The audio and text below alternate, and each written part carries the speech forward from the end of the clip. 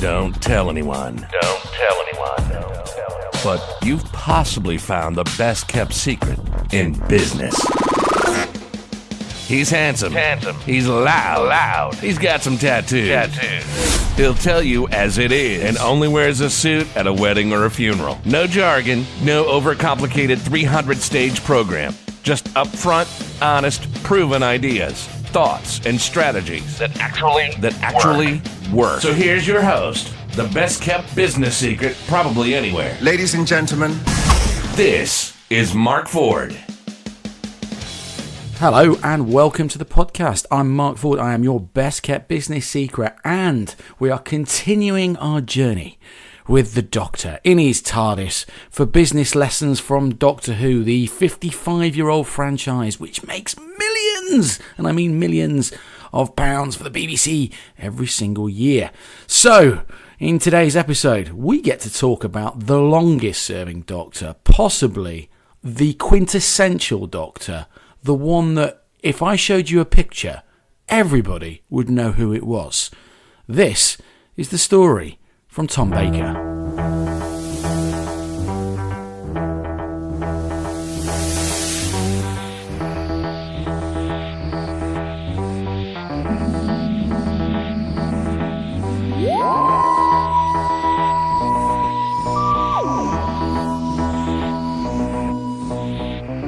Yes, we're still in the 1970s, and it's 1974 to be precise, the year I was born.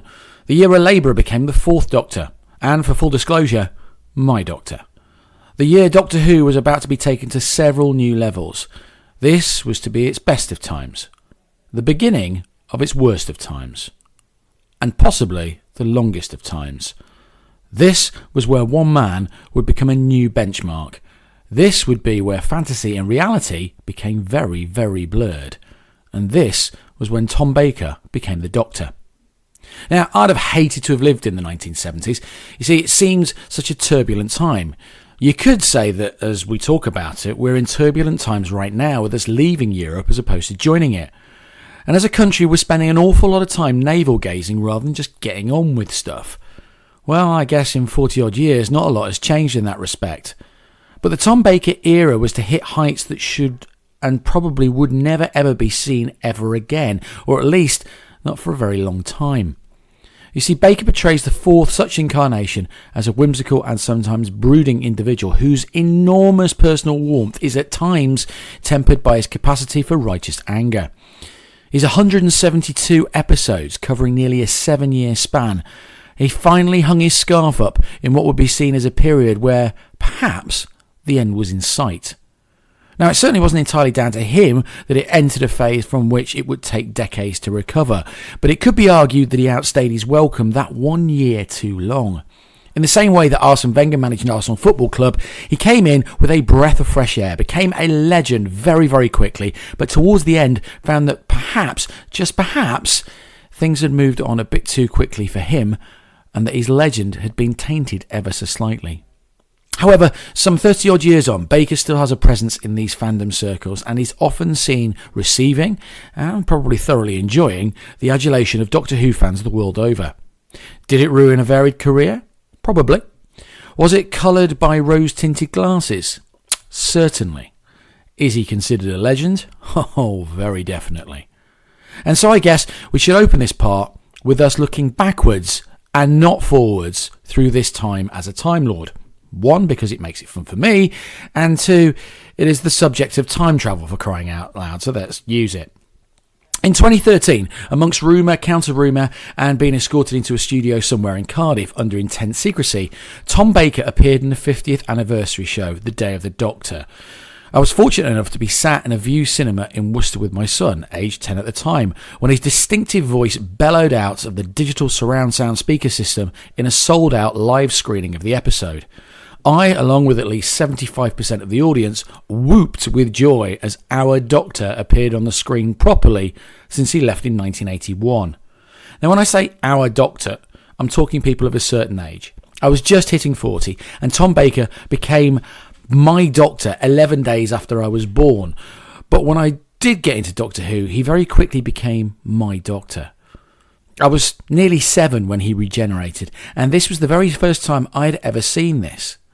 But I always had an absolute fondness for a man who not only became a complete rock star when it came to the character, but for some reason transcended the show and the world in which it inhabited. I also mentioned appeared on the screen properly since he left in 1981. And this was true, as his previous appearance in The Five Doctors, a 20th anniversary special, was a waxwork dummy in the promotional shots and bits of video footage used from an unaired episode called Sharda. After initially agreeing to take the part, Baker declined to return so soon after his departure from the series 2 years before, saying in 2014, "I didn't want to play 20% of the part. I didn't fancy being a feed for other doctors. In fact, it filled me with horror." Well, that quote alone should show and tell you more than you need to know about what Tom Baker thought of himself when it came to being the lead of this show. So, having started at the end, let's whoop, that's the noise of the TARDIS by the way, to the 8th of June 1974, where I am literally 11 days old, and Tom Baker appears on the floor of a room at unit headquarters to replace John Pertwee. The Third Doctor's tenure finished strongly with an average of 8 million people watching, but this new incarnation is generally regarded as the most recognisable of the Doctors and one of the most popular, especially in the United States. The Fourth Doctor's eccentric style of dress and speech, particularly his trademark lawn scarf and fondness for jelly babies, made him an immediately recognisable figure, and he quickly captivated the viewing public's imagination. Producer Philip Hinchcliffe has often stated that the Fourth Doctor's bohemian appearance and anti-establishment views appeal to older, college-age students. However, just like the Second Doctor, people voiced their fear of change with letters to the paper and the Radio Times with quotes of "he's too stupid for words," or "my little boy didn't like the new Doctor, he thought he was a bit too silly," and a personal favourite of mine, which was "I would like him calmed down a bit because he's a bit crazy." This was balanced out a bit with some praise, but as I mentioned in the previous episodes, we have to be honest with ourselves when it comes to criticism. Become a thermostat rather than a thermometer. Tom Baker, the actor, had an unusual path to the role. At the age of 15, the Liverpudlian studied to become a monk, but lost his faith by the age of 21. Now, how did that happen? Well, according to his autobiography, he wanted to break each of the 10 commandments in order, something that probably would have been frowned upon. He then went to go and do some national service in the Royal Army Medical Corps for 2 years, where he got the taste for acting by entertaining the troops. He went on to study acting at the Rose Buford College of Speech and Drama, and it was in the late 60s when he became an actor full-time. Now, having worked at the National Theatre, then headed by Sir Laurence Olivier, he went on to do some TV work, appearing in Dixon of Dock Green and Z-Cars. And his first film break was the role of Grigoria Rasputin in the film Nicholas and Alexander, after Olivier had recommended him for the part. Now, for me, I saw his role as Koufax, the villainous sorcerer in Harryhausen's The Golden Voyage of Sinbad, as something else. He was sharing the screen with plasticine monsters and real-life actors. Almost a great grounding for Doctor Who. However, he found himself out of work and sent a letter to his old friend and director Bill Slater, asking if he knew of anything going. Slater at the time was BBC's head of serials and recommended Baker to then producer Barry Letts. At the time, Baker was working on a building site, and after meeting with the suits at the BBC and getting the job, he went back to work for the rest of the day to finish off. It was the start of something very rock and roll. Baker made the part his own, and viewing figures would quickly hit and surpass the numbers at the time of Dalek Mania. The Fourth Doctor's time enjoyed a significant boost in viewing figures, averaging between 8 and 10 million viewers in just his first year, 20 to 25% of the entire viewing audience of Britain. Now, by 1979, the figures averaged between 9 and 11 million, going as high as 16.1 million for the final episode of a story called The City of Death, though this was during the technician strike from ITV, which meant the BBC was the sole broadcaster on air for several weeks. Now look at me, nearly 10 minutes into this and no business lessons. Well, actually there is. Baker was a good actor. You're not considered shabby if Sir Laurence Olivier recommends you for roles, but he hit a rough patch. In fact, when Baker met with BBC bosses, he had no knowledge of the role for which he was being asked to discuss. He arrived with a copy of Wind in the Willows in his pocket and spent most of the meeting discussing the morality of good versus evil for children. It's exceptional when you think about it, as the producers who originally wanted an older male to play the role, but agents and actors turned the BBC down because of availability or lack of interest. You might think I'd like to talk about how you pitch for a big gig, but the lesson I want to talk about is how Baker got through his rough patch by reaching out and asking for help. It's something that we should all do, and something that I'm actually very, very passionate about. As business owners or self-employed people, we are very, very proud people, and we've chosen to take a path that many don't want to. It would be arguably harder working for yourself than working for someone else. You see, we wake up thinking about our business and go to sleep with relative amounts of success or failure thinking about our business. And because we're proud, we look at asking for help as a sign of weakness. It's not. It's a brave thing to do, and for those that have done, perhaps the difference between staying in business or going out of business. Now let me clarify what I mean by asking for help. There are two things here. Firstly, there's the "I'm in trouble, what can you do to help me" type of asking. Then there's the "could you recommend me to someone please" type of help. Neither should be looked at in a negative way. Now let's deal with recommendations first.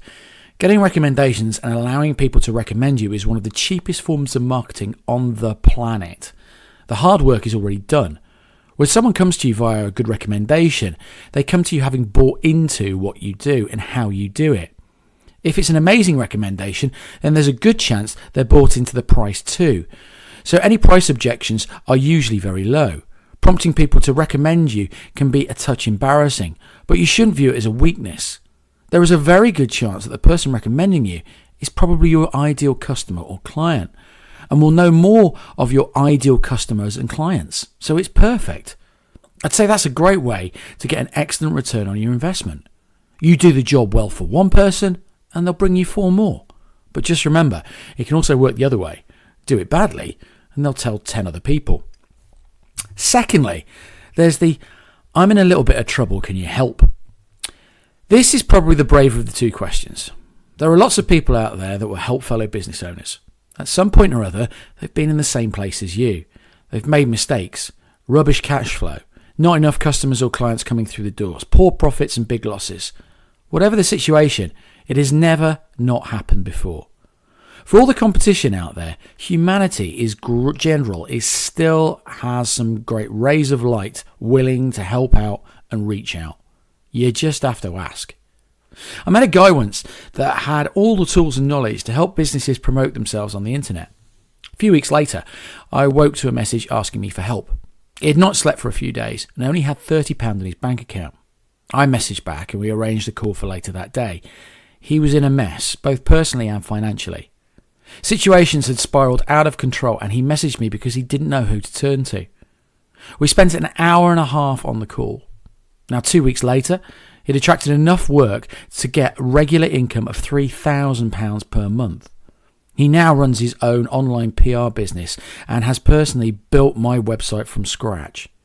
I received no money for the help that I gave, but I wanted to because here was a man who was at rock bottom and nowhere to go. I've been there. It's horrible and it's very lonely. But things began to turn around for me when I reached out and asked for help. So this was me paying it forward. Now, I don't tell you this for a pat on the back. I tell you to show that if you find yourself in a situation where you need help, then don't be afraid to ask. Look to the people that you admire, that you've worked with, or who know you. The worst thing you can do is go back into your shell and say nothing. It's a spiral very, very few get out of. Now, Baker wrote a letter. You could write an email, send a text, send a PM, or even use the phone in your hand for what it was originally designed for. Speaking to people. Now, the first of Baker's stories, Robot, was not a classic. Truth be told, it had been written for Pertwee because all the elements were there. However, this incarnation certainly took on its own style and narrative. In fact, many of the stories from this era are considered to be classics of the series, including The Ark in Space, Genesis of the Daleks, The Brain of Morbius, The Deadly Assassins, and The Robots of Death. It took on some very gothic tones with a sprinkle of Hammer House of Horror.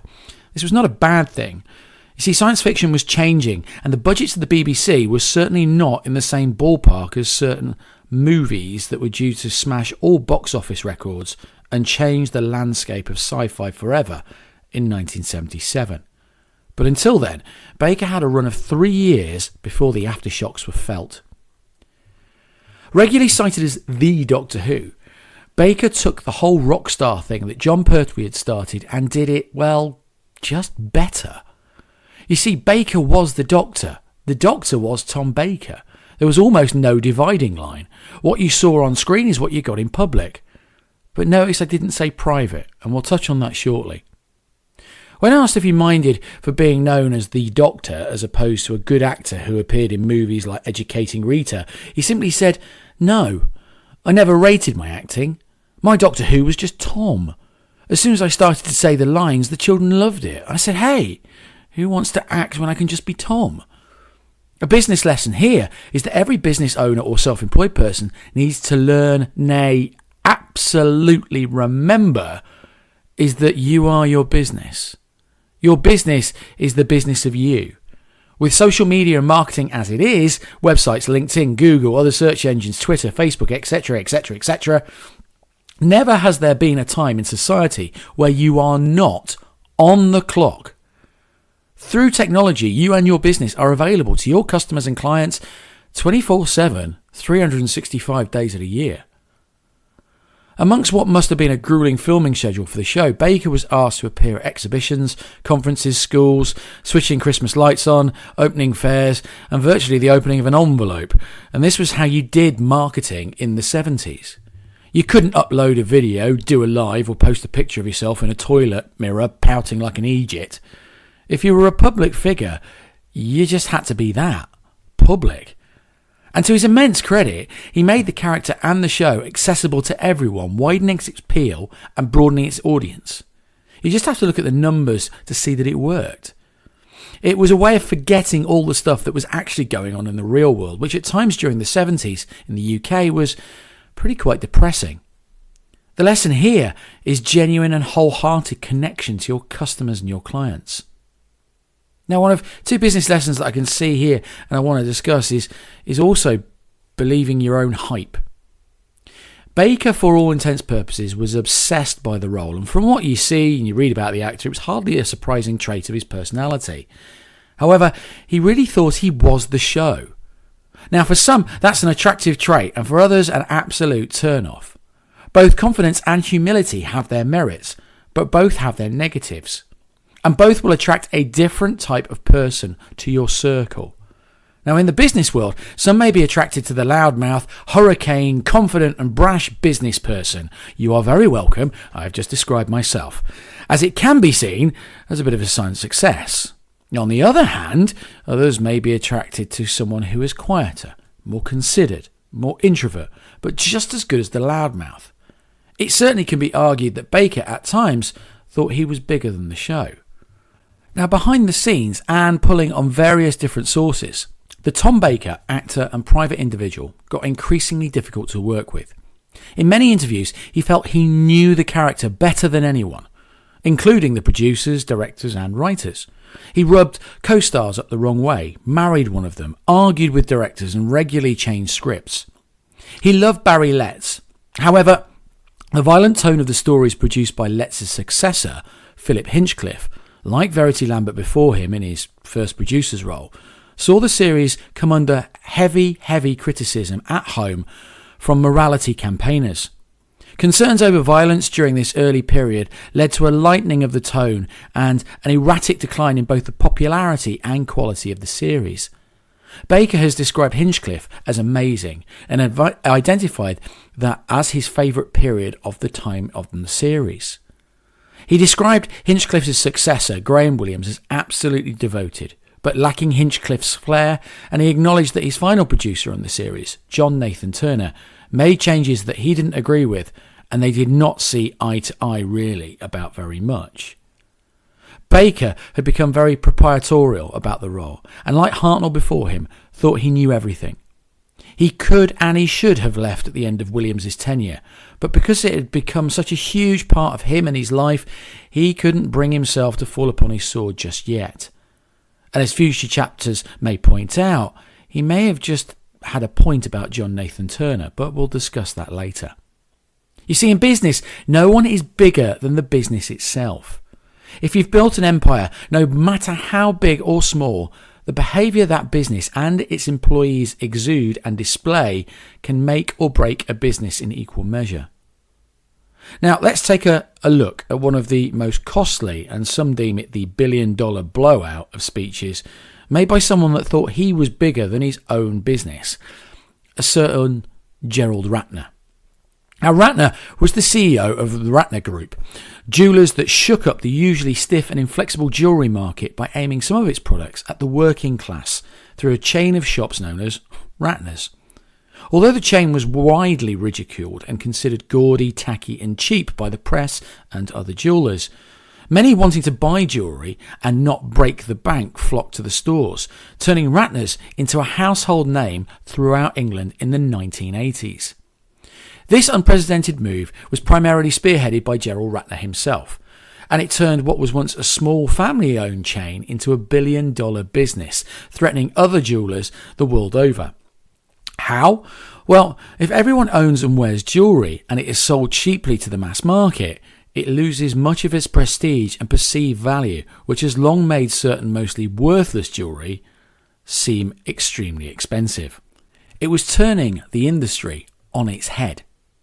Now, Ratner started working for the company in 1965 when he was a fresh-faced teen. In the 19 years he worked for the company, it made almost no market headway. When he inherited the company in 1984, he expanded it from about 150 shops to over 2,000 in just 6 years, capturing over 50% of the UK's jewellery market. Ratner appeared to be a business prodigy. In his autobiography, Gerald Ratner, The Rise and Fall, and Rise Again, Ratner claimed that his success in the 1980s was down to an experience he had when he was younger at Petticoat Lane Market. At this market, Ratner noticed that it wasn't the vendors selling the best goods that got the most sales or interest from customers. It was the vendors who yelled the loudest and had the most garish, eye-catching displays. Ratner eagerly applied this concept to his own business when he took over the Rattler Group in 1984, and he made sure that all of the shops in the Rattlers chain had bright orange displays that loudly advertised their prices and deals. This, combined with rock-bottom prices the chain was offering, saw sales absolutely explode. It was at the peak of his company's success. Ratner was invited to speak to the Institute of Directors, a group of high-powered businessmen and journalists, about how he'd made his company so big so fast.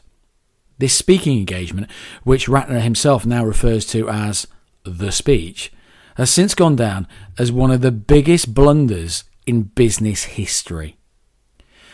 Though the speech was going very well, the fateful moment came when a person in attendance innocently asked Ratner how his company was able to afford to sell things so cheaply. His now infamous response was as follows: "We also do cut glass sherry decanters complete with 6 glasses on a silver-plated tray that your butler can serve you drinks on, all for £4.95. People say, how can you sell this for such a low price? I say, because it's total crap." And he then followed it up by saying this about some earrings that he sold: "Cheaper than an M&S prawn sandwich, but will probably won't last as long." Now, whilst this doesn't sound as earth-shattering as some views that have been held by people on Twitter in the last 10 years, this was the 1980s. This was a huge business nationally and an entrepreneur that people believed in. When the story broke in the tabloids and on TV and radio, the general public felt they had been taken for a fool. The effect on the company's profits were practically instantaneous. Almost overnight, shares in the company dropped by $500 million, or around $800 million. And customers began avoiding Ratner's stores like the plague.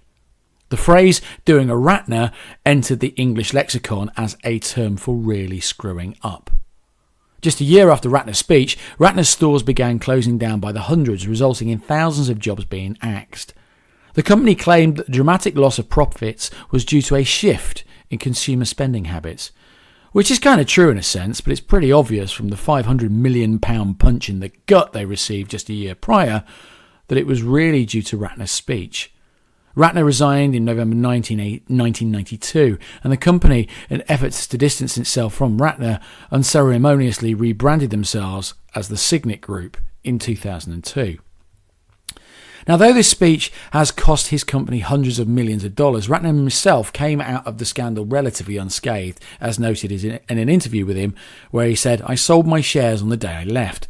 Didn't make anything. The only good news was that the £1 billion owed to the bank stayed with the company rather than me."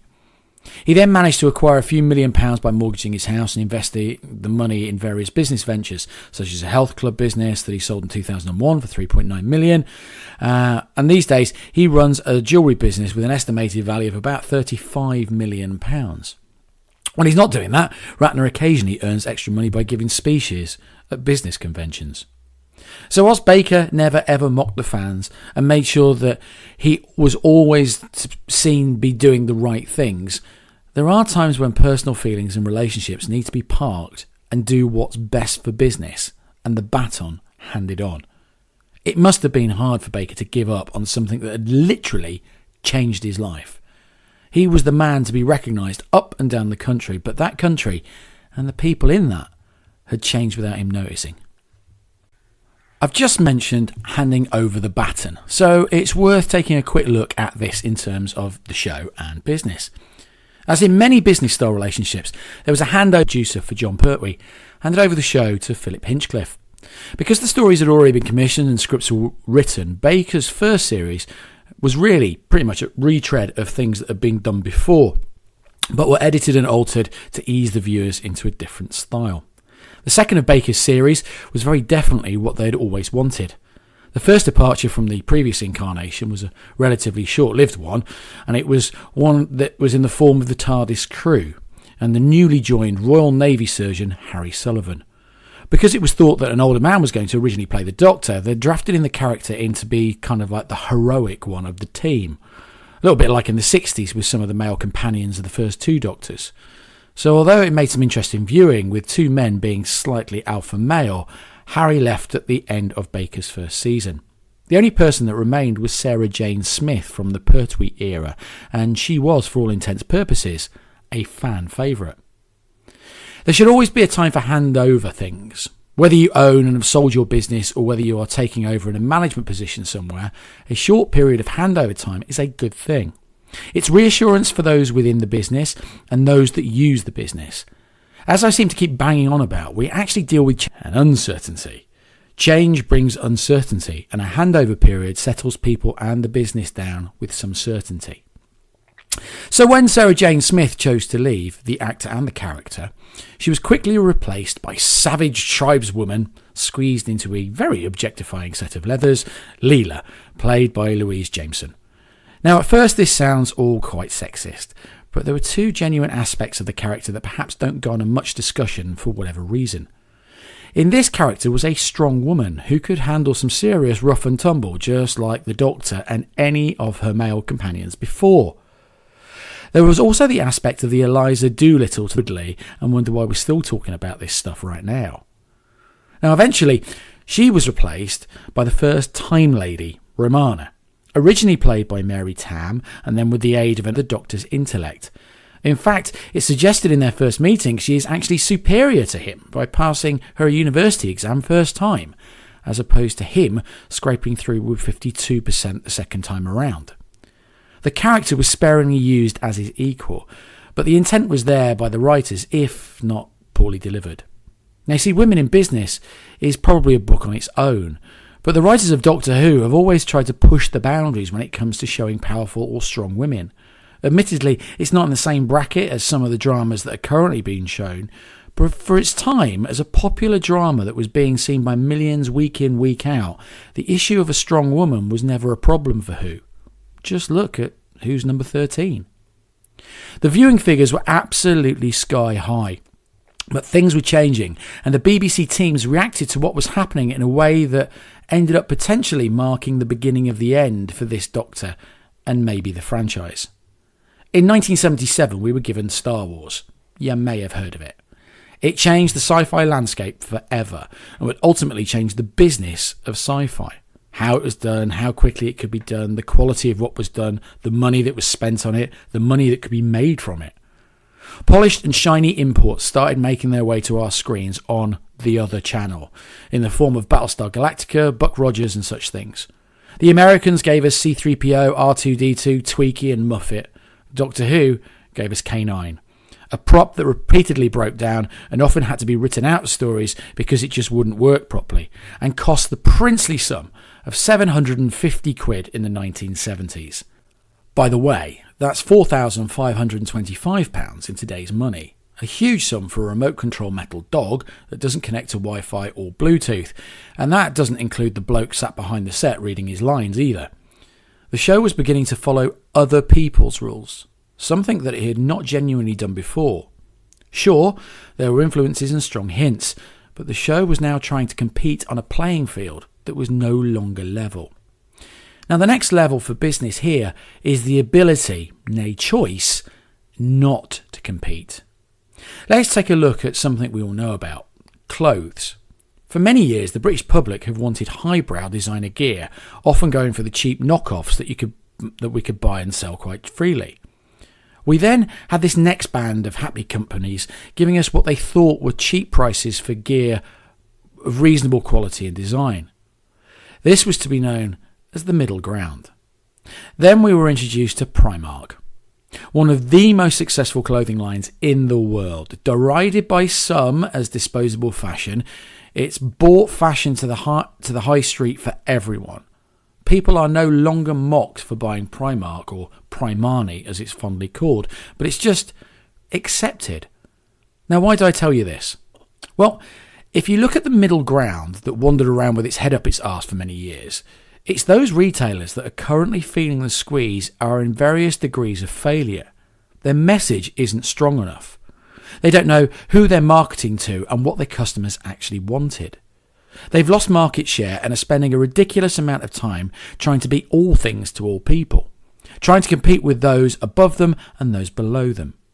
By extension, the current state of department stores such as Debenhams and House of Fraser are in exactly the same place. They're not high-end and they're not bottom-end, but all are trying to market to everyone. See, you market to everyone and you market to no one. The thing to remember in business is that if there is a market for your product or service, you market to those people. And if you market to those people, it's absolutely necessary to remember what you are and who you are. If you're a budget brand, you don't set up a shop in Harrods. And if you're a genuine Armani, you don't set up on a market stall. It's the ones that sit in the middle that tend to struggle when top-end and bottom-end businesses get it right. Now, if we took a look at the food retail industry, would it surprise you to know that in the 5 years after the financial crisis of 2008, that Aldi and Lidl grew their business very quickly? Probably not, as people were looking for cheap alternatives. But would it surprise you that Waitrose and Marks and Spencer's, both considered the high street version of the top end of groceries, also grew? See, Tesco, Sainsbury's, Asda and Morrison's all lost market share and started a price war with each other. Ridiculous, really. But Aldi, Lidl, Marks and Spencer and Waitrose all had strong messages about what they were, who they were for, and what they could do for you. Their messages were a value of a different kind. For the lower end, it was at a low price with surprising quality, whilst at the higher price, it was guaranteed quality at the top end. Neither lost focus, and if anything, it refocused their marketing and their brand values. So a little bit of an aside here is what the marketing that Aldi did to help their growth. And I can loosely relate this to Doctor Who versus Star Wars or Buck Rogers as an example. On billboards, posters, TV spots and leaflets, Aldi spent most of their time comparing apples and oranges. Not literally, you understand, but metaphorically. What they did was so easy it was unreal, and I, for the life of me, still can't work out why the others didn't follow suit. See, as I talk about this, they're still doing it, and it's just bloody simple. What they did was they got a basket or a trolley comparison.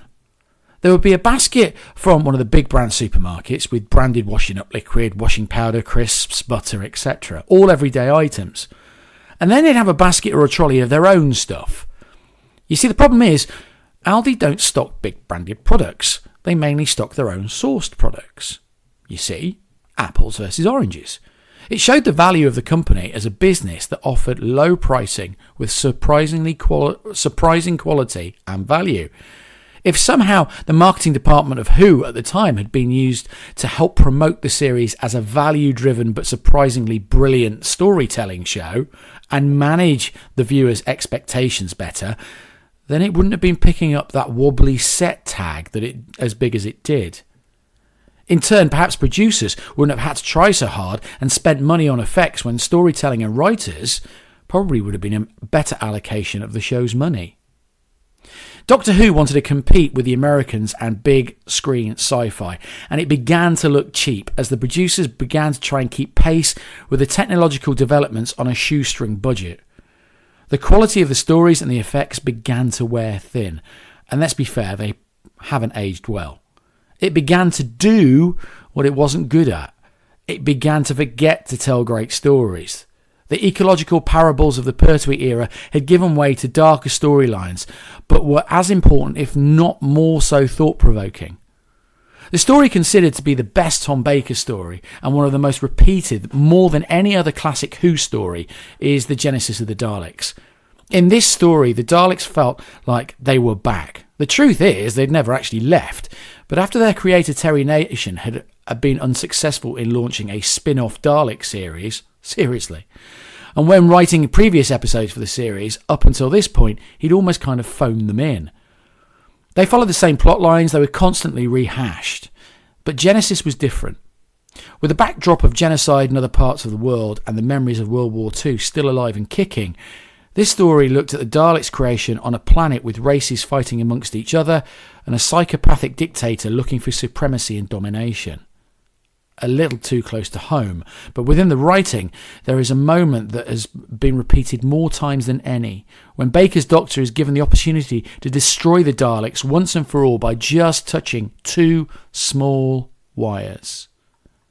Its moralistic stance is Baker at his best, Doctor Who at its best. So it was still educating and entertaining children and adults alike, with or without dodgy effects. And now to the end. Sometimes, just sometimes, you outstay your welcome. Sometimes, just sometimes, you won't listen. We've all seen it before with someone somewhere at some business or another. It's painful, isn't it? So was Tom Baker's last year as the Doctor. Already not wanting to fall on his sword, the management of the show ended up taking his show away from him. His team changed to 3 people, 2 of the most annoying companions ever, and Nissa, which, by the way, is also the name of a convenience store here in the UK. They changed his costume to be brighter and less 70s, and if you watch the last dozen episodes of the series with the knowledge that he was going, you can visibly see the anguish, tiredness and lack of energy in his performances. In his head, this was his show, but new producer John Nathan Turner seemed to have other ideas. As the leader of the production, he tried too hard to match and do more than the other shows with what he had. He tried to almost give it the polishing a turd treatment, even when his budget was £4.50 compared to an American budget of tens of thousands of dollars. And we'll touch on this more in the next few episodes. But this was not a pretty end for a man who had lived, breathed and exuded Doctor Who for 7 years. He decided his time was up, and as he fell to his TV death from a radio telescope on the 21st of March 1981, he looked to his 3 companions and uttered the words, "It's the end, but the moment has been prepared for." As he motions towards a white-clad figure, they merge, and after TV trickery, morphs into a figure of a young man that was more used to sticking his hand in a cow's arse than being a Time Lord. Doctor Who was about to get a bit weird. So let's recap all the lessons from the Baker era. Number 1, ask for help. Doesn't matter how new you are to business or how long in the tooth you are, asking for help and recommendations is not a sign of weakness. I'd like you to consider that it's real life. People will help if you ask. Your happy customers, clients, suppliers all have a vested interest in you doing well, so don't be afraid to reach out, as it may open new doors and new opportunities that you've not considered before. Number 2, if you're going to be anything in business, it's to be authentic. But with that has to come an understanding. At no point ever in life has anyone been liked by everyone. So this is why being authentic is a good thing, because some people will like what you do, how you do it, and why you do it. Others won't. And you know what? That's fine. Number 3, if you represent a business or a brand, you should always put them first, even if you're stood in front of the business. Baker represented a show that millions of children watched in week out, week in. He made sure he wasn't caught smoking or with a beer in his hand. You control your media output and your own behaviour. Remember that. Number 4, you aren't bigger than any business or any brand, even if it is your own, and it truly is your own blood, sweat and tears that got you to where you are today. Yes, you may have views on how things should be done, but the words, "we've always done it that way," are 6 of the biggest killer words to any business. When it's time to go, it's time to go. Number 5, strong women rock. Fact. Number 6, handing over the baton is always a good idea and allows people time to accept change and the future. And finally, number 7, stop competing with apples if you're an orange. Stop competing with oranges if you're an apple. Learn to make sure your message is consistent and that the customers you want are still wanting what you think they want.